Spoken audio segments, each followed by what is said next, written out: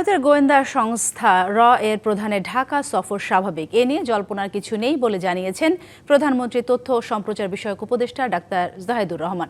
তিনি বলেন, পরিকল্পনা অনুযায়ী সঠিকভাবেই এগোচ্ছে সরকার। সরকারের 180 দিন পূর্তি উপলক্ষে জাতির উদ্দেশ্যে ভাষণ দিতে পারেন প্রধানমন্ত্রী। ভালো খেলোয়াড় হলেও সাকিব আল হাসান নষ্ট ও পচে যাওয়া মানুষ মন্তব্য করে ডাক্তার জাহেদ জানান, দেশে ফিরলে আইনি অধিকার পাবেন তিনি। সরকারের বিভিন্ন কার্যক্রমের অগ্রগতি নিয়ে প্রধানমন্ত্রীর তথ্য ও সম্প্রচার বিষয়ক উপদেষ্টা ডাক্তার জাহিদ-উর রহমানের এই ব্রিফিং।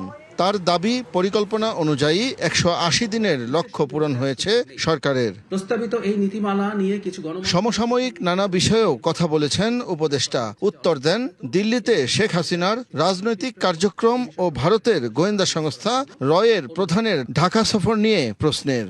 যাকে আমরা এনে বিচার করতে চাই সেটা না করে তিনি ওখানে বসে এটা করছেন, এই ব্যাপারগুলোকে ভারতের আন্তরিকভাবে নিতে হবে যে বাংলাদেশের সাথে ভবিষ্যৎ সম্পর্ক কিরকম হবে, কিভাবে হবে সেটার ব্যাপারে। সো এই বার্তাটা টাফ স্ট্রংলি দেয়া হয়েছে, এতে কোনো সন্দেহ নাই। ভারতের কোন সংস্থা, কোন প্রতিষ্ঠান আগে যেভাবে বাংলাদেশে কাজ করেছে, আমি হাসিনার আমলের কথা বলছি, যে ধরনের অ্যাটিটিউড করেছে সেটা হতে পারবে না। আমরা আলাপ করছি সেটা।